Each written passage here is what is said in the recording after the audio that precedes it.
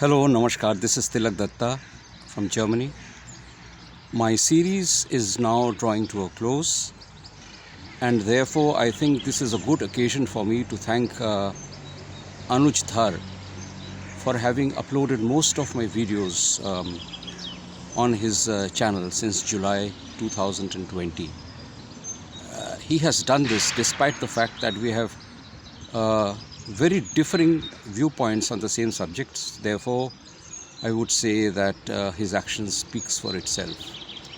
Secondly, I would like to tell all the viewers that my book has been re-released recently.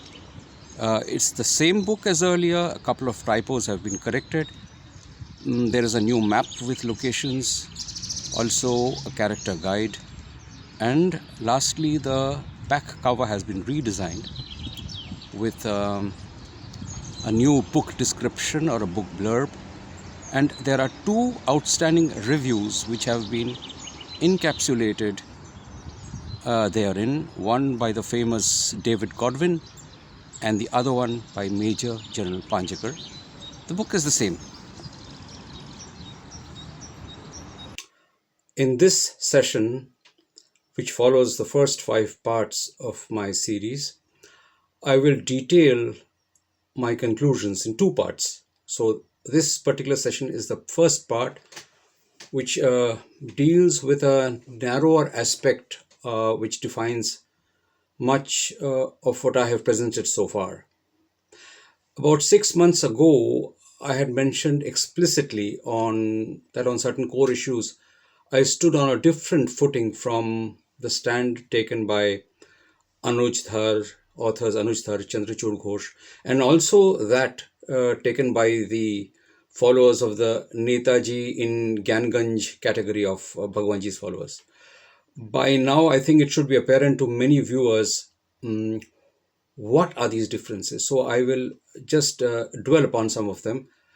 The approach taken by Anuj Chandrachud, I would say, representing Mission Netaji, has been the basic alphabet, that of logical rigor and rationality.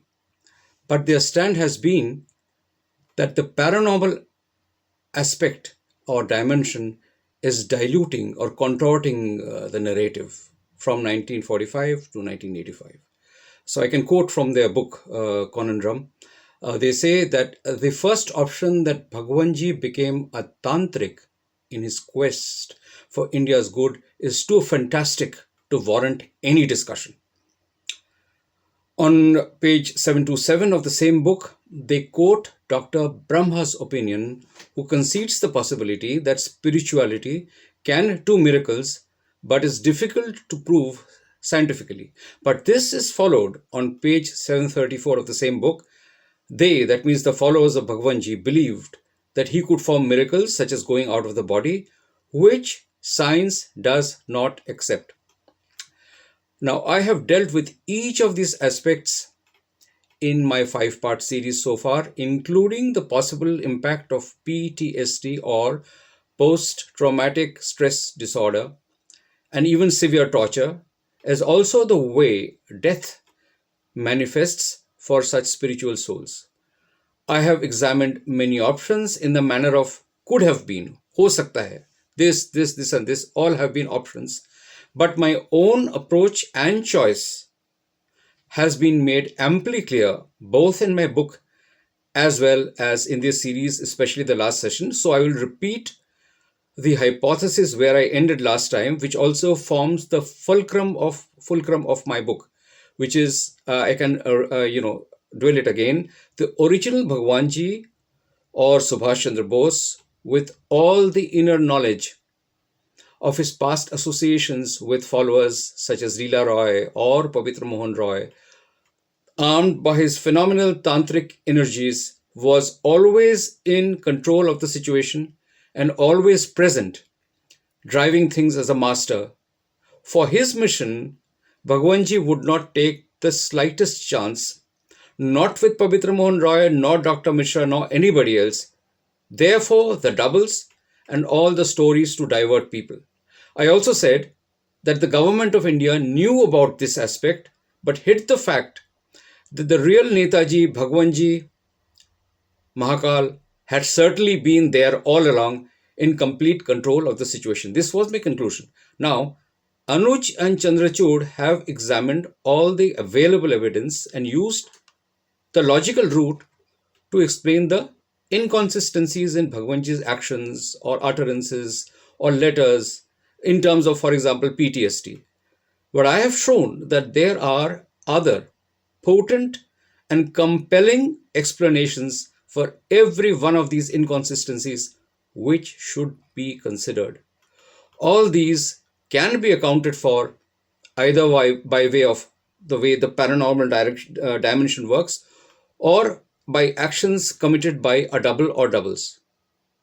I repeat with utmost emphasis, there is no either or, between the logical route and the so called supernatural dimensions. These dimensions overlap and there are constant bleed throughs from the paranormal into our world of the senses. There is no scope for debate. It is all at the level of experience.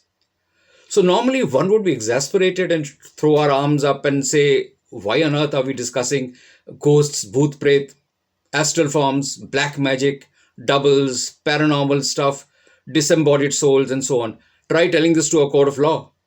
They will show you the door and dismiss the case as inadmissible, or we'll have to give them the straight facts. The problem is, Bhagwanji's case is not, I repeat, not the same as that of Lal Bahadur Shastri or Shama Prasad Mukherjee's case. It is unique by any standards in the world. The real problem lies in how to assimilate the huge paranormal dimension to him, all the experiences which have been observed even up to 2019 involving Bhagwanji. Please note this again. This is the crux of the matter. As it stands, I believe the narrative is incomplete and hollow without the paranormal dimension, which was merged at all times with Bhagwanji's temporal life. At all times.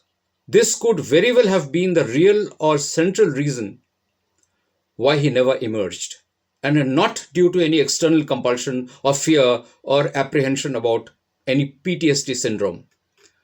At the same time, the authors, that is Anuj and Chandrachud, have honestly confessed that they have no real idea or expertise about the paranormal, supernatural, etc. And I quote, we have no competence to go into spiritual matters, much less judge them.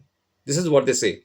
But in the same book, they also say it is possible that Bhagwanji's spiritual practices helped him overcome the problem, that is, of PTSD.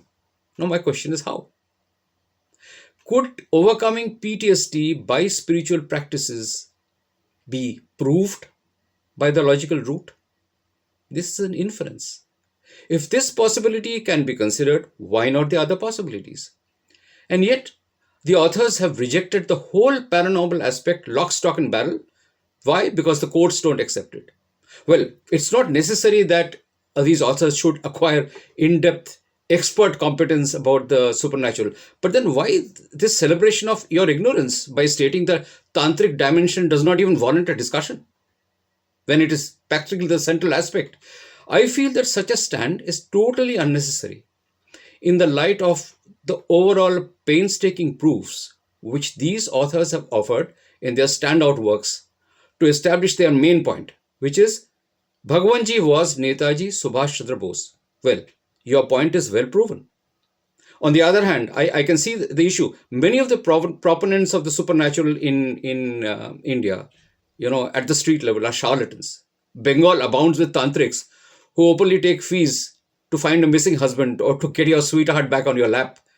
Plenty of first-hand experiences or examples are there which have been told to me. So, opening this issue to any paranormal talk in general can muddy waters.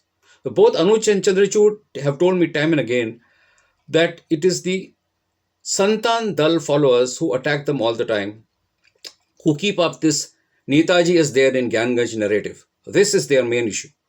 So while I support the fact-based approach which Mission Netaji has made its driving force, the basic alphabet that is, it is not an issue of either or.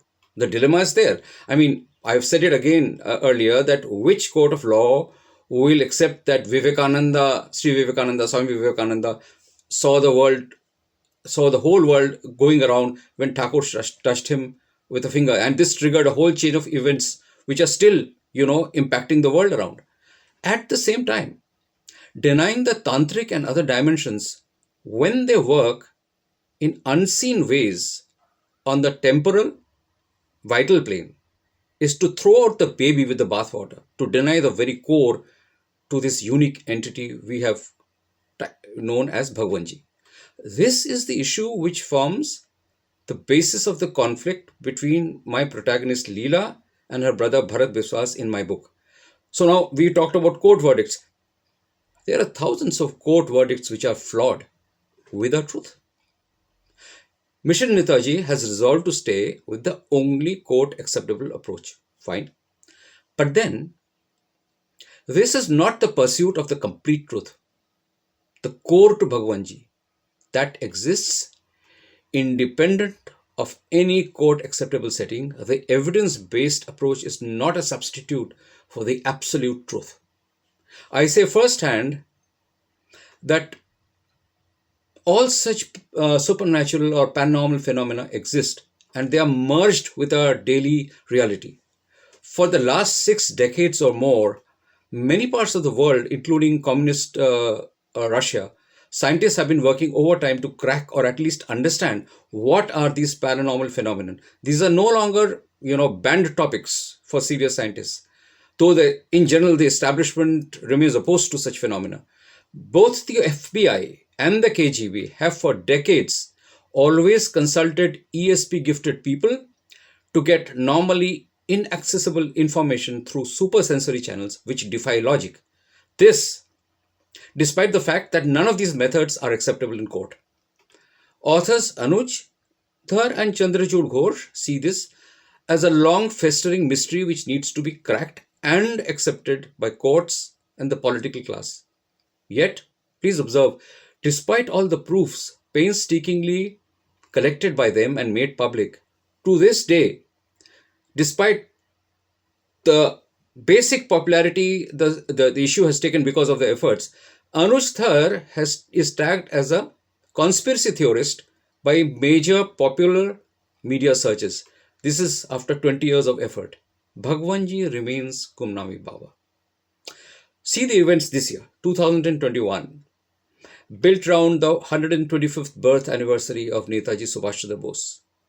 It is the official versions which are reiterated and the same old faces propagating either the plane crash or killed in Russia theories, not the Bhagwanji option. Neither Anuj nor Chandrachud are invited to be a part of these events, neither as staged by the state government or the central government. Without taking away an iota from their persistent efforts, this is the bitter truth because the odds are so steep to take the Bhagwanji case forward. The conundrum remains where it is. How does one crack this? This is the issue. For me, speaking for myself, the central logjam is how to assimilate the paranormal dimension for Bhagwanji. I personally feel from experience, while sticking with the logical or rational route, it is essential to train the self to observe silence and develop real awareness.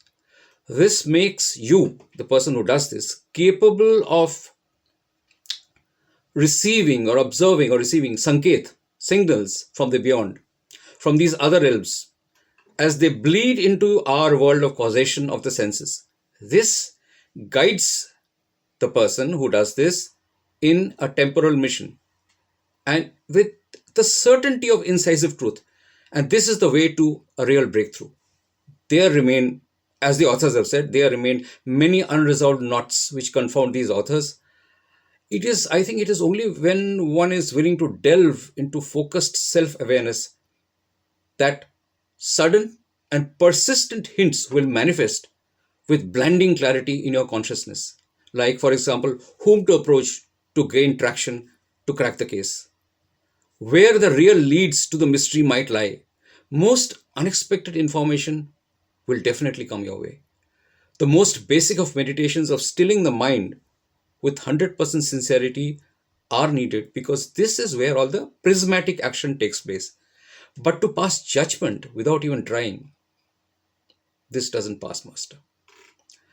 At some point, the persons who go through this process or try, you will become aware that the matter is proceeding towards a resolution on its own pace, timeline, and inner order, which may not match yours or our impatience, but where every single ceaseless effort made for Subhash Bose's cause is contributing actively to the entire unfolding. You have to keep pegging away. This has been my experience and therefore belief. That is the way it has worked for my book, and this is the reason why I make no claims that how come it has proved to be so prophetic. But sitting back and waiting for this to happen from some Ganganj, as many have done so far, is, I think, criminal. Your efforts count 100%. My quest has been to find a way where it is not either or, where the conclusions of the rational mind are a vital step to the next dimension, which is the paranormal dimension, which is unraveling over time. This is the theme which plays through my book. So, in closing, for this section, I'll quote Sri Aurobindo again, and I'll read this. Even if I foresee an adverse result, I must work for the one which I consider appropriate, because this keeps alive the life force. This is the principle of truth which I serve, and gives it, that is this principle, the possibility to triumph thereafter, and it becomes a part of the working of future foreseeable fate. Future favorable fate. Even if the fate of the hour is adverse, men do not abandon a cause because they have seen it all or foreseen its failure, and are therefore right in their spiritual stubbornness. So, here are two people and their team who have been stubborn over all these years. Go for it, stick with it, but I tell you, open your minds. This is the way the breakthroughs will come. This is the way to align. Okay, from here I go to a different promised section, which is, when I began this series, I had promised a word on Mission Netaji, especially Anuj and Chandrachud, whom I have known for almost 14 years now. In fact, I came to know about a certain Gumnami Baba only because of Anuj's first book, and I have written this in my book, and that my foremost gratitude is to them. Now, Mission Netaji's charter, what does it say? They say they want to clear the cobwebs from an issue which has been Subhash Bose's issue, which has been consigned to the dungeon, to demand all information from the government, and to settle the question of Subhash Bose's fate once and for all. For him to be given his due in our history as the man who really liberated India. Furthermore, they wanted to make all the information about Subhash Chandra Bose freely available to the public. To that end, they have collected already existing privy information from Bhagwanji's Kolkata-based followers by prior permission, or have accessed many undisclosed facts by hard-fought wins in RTI cases. Their target audience, I believe, would be the educated class who reads in English, Hindi, Bengali, etc., many of whom had practically forgotten the real saga of Subhash Chandra Bose. Now, many of these court-certified documents which have helped to take this issue forward, this is Bhagwanji's angle, came from Bhagwanji's Kolkata-based followers, who have fought for this issue for decades, often at great personal sacrifice and hardships. So they passed a significant portion of these documents to Mission Netaji, who have acknowledged the same in their works. But I believe it is also important to acknowledge the fact that these authors made it count. They really made it count from a virtually unknown topic among the reading public in urban India today.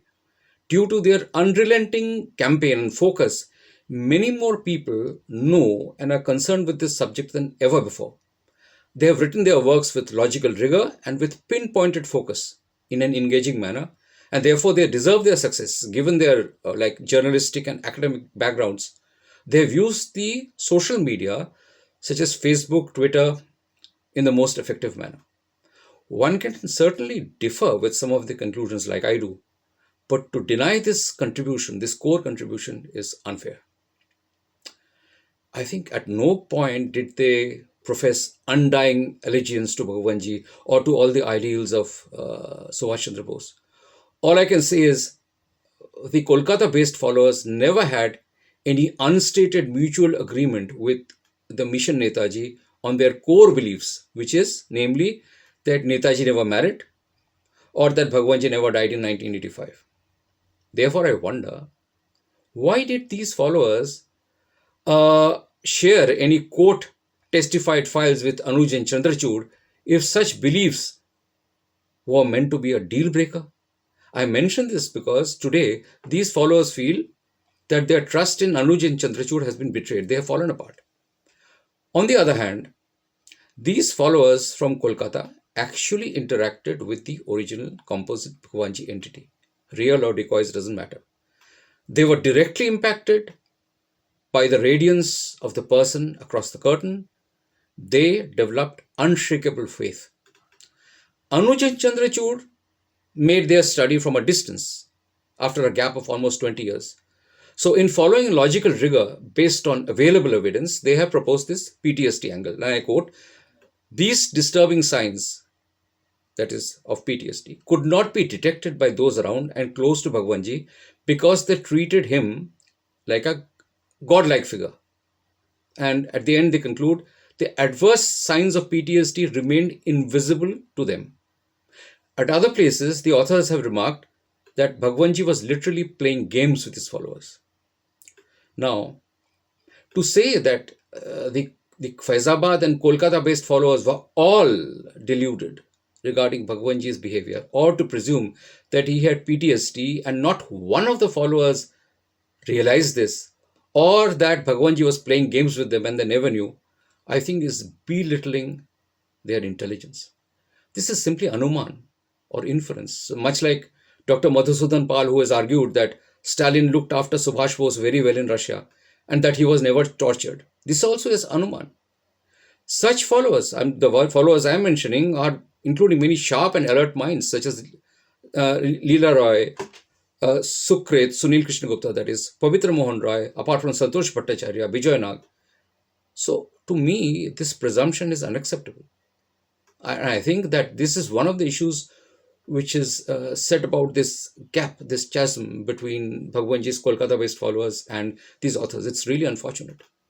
Please note that at one stage, Leela Roy herself had doubted whether Bhagwanji was Subhash Chandra Bose, and that the man across the curtain could have been a plant or a fake. She tested him over time. So how can we know if any of these followers, that is, had ever developed any doubts or questions about Bhagwanji's behavior at some point? This is a dynamic internal process. It's not privy to judgment after decades. We can never know what happened in their minds. In fact, I'll quote this. On page 279 of the book Oi Mahamano Vashe, the author Charan even regrets that they, that is the followers of Bhagwanji, did not follow up on many hints given by Bhagwanji due to the doubt in their mind that they lost out because of idle and futile discussions, only to find years later that what Bhagwanji had said had worked out in real life. So, there was no blind faith in a godlike figure, at least not at any rate for all the followers. This is not acceptable. This takes me to a linked topic of Gyanganj. Do I tick the Netaji living in Gyanganj story that he's alive in the same body after 123 years? I have touched upon this briefly earlier, but as I understand it, Gyanganj is an entire zone in the astral realm, which therefore need not be fixed in space as we understand the word space. Entities who dwell in such astral realms sometimes decide to emerge into the terrestrial plane, into our world of the senses, and they withdraw into the astral realm once again. So, this emerging into our world physically is said to be happening in some particular region in the Himalayas, known as Gyanganj. Some accounts, especially those by Paramahansa Yogananda ji, even speak of an astral pathway directly from Benares to the Himalayas. So I'll make a small diversion about the Babaji industry because somehow all this is mixed up. Ever since Autobiography of a Yogi came out, Babaji exploded all over the world. You have had Rajnikant make a film where he is shown to meet him.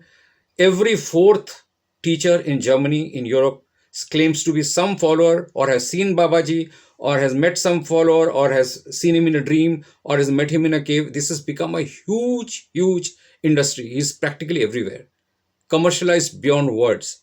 And somewhere this Babaji, Gyanganj, this whole narrative is mixed up and has proliferated accordingly. There are several videos on YouTube by all kinds of people, including current ascetics, who talk about Netaji and Gyanganj. If you examine some of these videos, you will find that these people can't even get their facts about Netaji's life straight. When they recount the stories of Netaji's past, there are innumerable mistakes. They all claim that they have some kind of a hotline to Bhagwanji and Gyanganj, and so they keep on issuing bulletins that he's alive, he's in sadhana, he's about to return. The date of the return keeps changing as per convenience, quite like today's astrologers. Now, on this note, I will refer you to Mahakal's quote. He says, "A true tantric will never declare himself to be one. Never. They are extremely secretive. And yet, we have these self declared tantrics pushing this Ganganj hotline story. I have never seen Sri Bijayanag doing such propaganda about Ganganj, nor the late Surajit Das Gupta, nor R.P. Mishra, who never spoke anyway, not even Dr. Madhusudan Pal. I don't see them issuing calls, he is coming, he is coming. Today, just look, today there's no action plan, no manifesto to take Bhagwanji's ideals forward. Instead, what these videos and articles say is, he is in Gyanganj or in Paris, he will soon return and he will save India. Now, are these people holding franchises for Bhagwanji, just waiting for his long-awaited reappearance like the return of Christ? To me, it appears like a spun narrative meant for a certain audience whose curiosity is aroused, but whose karmic action is absolutely rendered inert because they think, why bother? Netaji will return and he'll set everything right while we sit and talk. My book and my viewpoint, as I've emphasized again and again, stands diametrically opposite to such an attitude. I will close out my conclusions in the next session with a broader perspective which flows from my book, including embracing issues which are impacting us all. I might also add a few words about my experience in Faizabad.